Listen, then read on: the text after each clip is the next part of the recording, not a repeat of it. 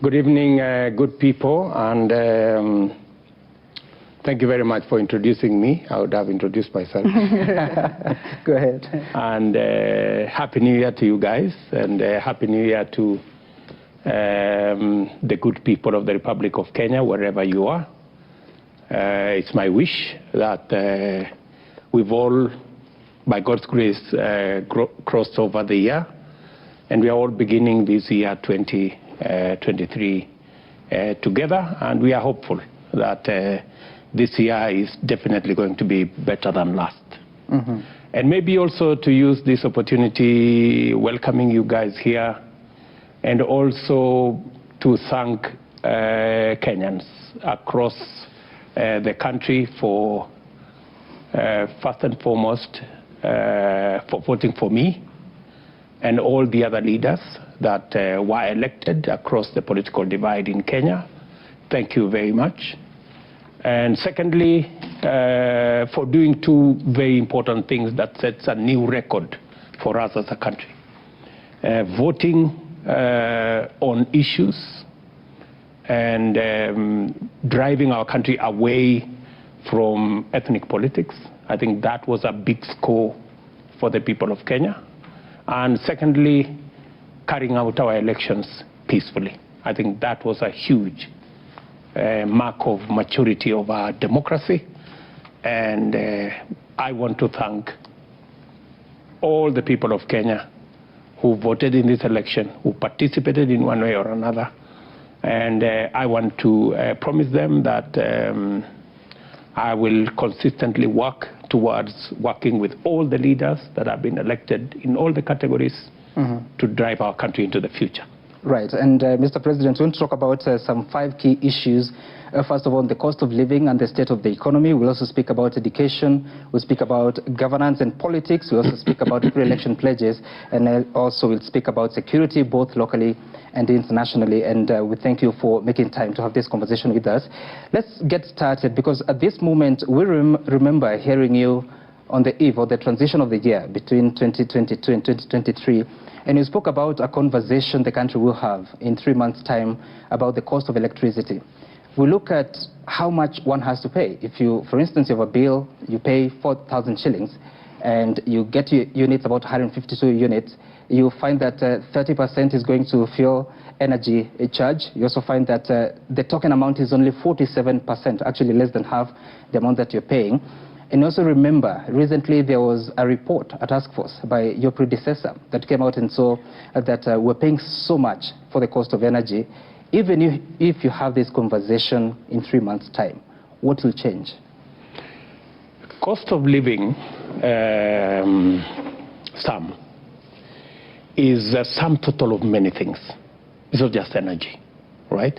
It's a combination of, in fact, the biggest contributor to the cost of living is the cost of food. Many households spend up to 52% of their monthly income on food. Therefore, if we seriously want to attack the cost of living jigsaw, we must deal with the cost of food.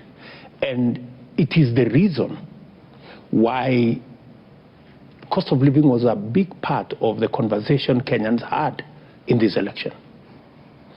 And all of us made commitments in many ways. I did. And it's the reason why when I came into office, the very first thing, among the very first things I did, is to begin the journey to bring back the country to the trajectory of food production. I ordered immediately that we supply 1.5 million bags of fertilizer for the farmers in the short range category. I have progressed that. We now have the first 200,000 metric tons of fertilizer already landed in the country.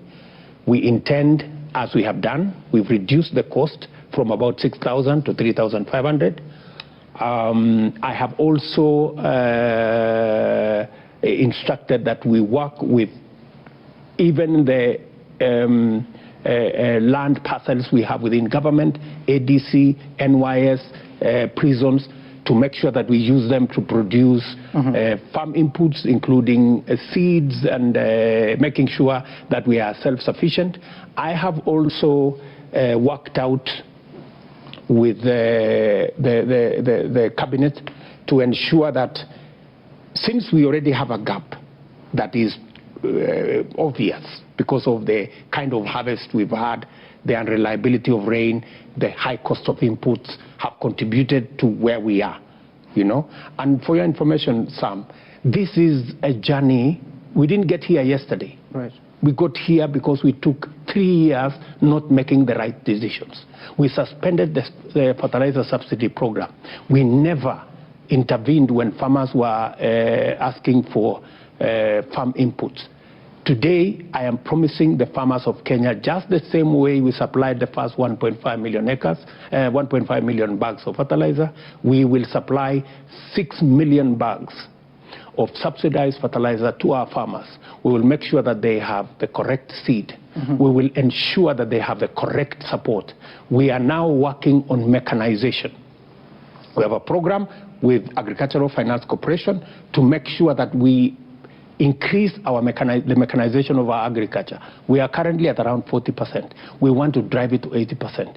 These are some of the interventions that fell through when we didn't get our trajectory right. But what I said, speaking to what you have said on cost of energy, there was an attempt, you know, which was not well thought out, to try and introduce subsidies in that space, which failed miserably, because we were spending 3 billion shillings every year to subsidize energy. There was no increase in consumption of electricity. There was no reduction of any products that were coming out of our factories. There was no increase of people who are getting employed because we had brought subsidy. It was just a waste. You know, nobody benefited. The consumers did not benefit. So it ended up just lining the bottom line of a few companies and a few people. So what I have insisted, and what government of Kenya is going to do, we are going to support production of food. We are going to interrogate the cost of energy, right?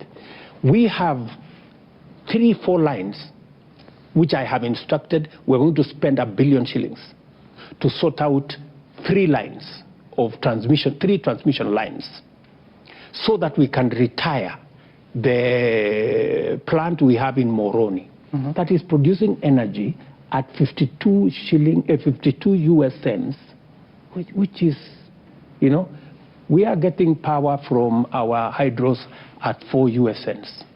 Can you compare between 4 US cents and 52? And it's because we have power in Takwel, which we are not using maximum because of a transmission line. We have other hydros that we are not using because of transmission line. So I have already instructed that we complete those transmission lines within the next 10 months, so that we make sure that we bring down the cost of energy, because we will retire some of the thermal power that is causing this huge cost. Right. So what do you do to the PPAs, the power purchase agreements, and the independent power producers? Because according to the task force report, it was talking about the power cost for the financial year 2020, it was 87 billion shillings, which is 66% of the sales. They went ahead to say that, yes, the Kenyan was contributing about 72% of the power, but the resources that they were taking is about 48%. For the independent power producers, they are giving Kenya Power about 25% of power, but they're taking away about 47% of the payments. So how do you deal with that, even as you go to the different transmission lines? Precisely. First, the turbine we are retiring in Moroni belongs to government. It's a Kenyan turbine. So that we will have no conversation. We will just retire that. Then we will have to have a candid discussion with our thermal energy producers. And for your information, we need them. The problem is, for the last 5 years, we haven't generated much of power. We have 400 megawatts of capped geothermal energy, which I have instructed that we should move with speed to unlock that potential. Because much as we want to retire the thermal power, we have a challenge of the amount of supply of power during the peak hours. So we are juggling between making sure that we use what we have efficiently, we generate the much more efficient power sources so that we can begin the journey to retire the thermal ones. But this requires a consistent, approach and consistent follow-up. And that's what I intend to do. All right. Your Excellency, going back to the cost of living, Kenya National Bureau of Statistics says inflation rate is now at 9.5, at least by November last year. When you come into office, the first thing you do is to remove subsidy on the likes of unga. The big question is, as you run the program on subsidizing the cost of production, is government saying it was unable to also run the program on subsidizing unga so much that you remove the pinch on Kenyans who are feeling the pain as they go to the supermarkets to buy unga? John, do you know how much those subsidies were costing us? It was costing us 16 billion shillings every year to subsidize fuel. It was costing us 3 billion shillings every did I say every year? Every month. Every month. It was costing us 8 billion shillings every month to subsidize unga. It was costing us 3 billion shillings to subsidize electricity. A total of 26 billion shillings every month. The decision to subsidize unga, fuel, and electricity was not an economic decision. It was a political decision. It was meant to placate Kenyans to vote in a certain way. Unfortunately, Kenyans did not buy it because they did not feel it. They looked for this unga of 100 shillings, they did not find. They waited for the price of things to come down, it did not come down, right? Because it was a political decision. So, did you, John, expect me seriously to be elected president? And I know what is right, to continue to do what is wrong. Because what would that do? In a year, we were going to spend 300 billion shillings on subsidy that benefits nobody. It would have been the most reckless thing to do. But just to respond to your issue of inflation, yes. In October, the inflation went actually not 9.5, it went to 9.6, right? But because of the interventions we have made, inflation is now at 9.1. It's on its way down because we are making the right decisions. It will not be sorted out in a week or two or 1 month. We got ourselves here because of 3 years of making the wrong decisions. But I am promising the country that within the next 1 year, we will have pulled the country from here. We will have set ourselves on the trajectory of making sure that we never again buy unga at 240. Thankfully, we have put the brakes on the continued increase of prices of unga and all the other food products. At least unga now is averaging around 190 shillings from 230. The price of cooking oil has come down. So we are beginning to see the journey to sanity.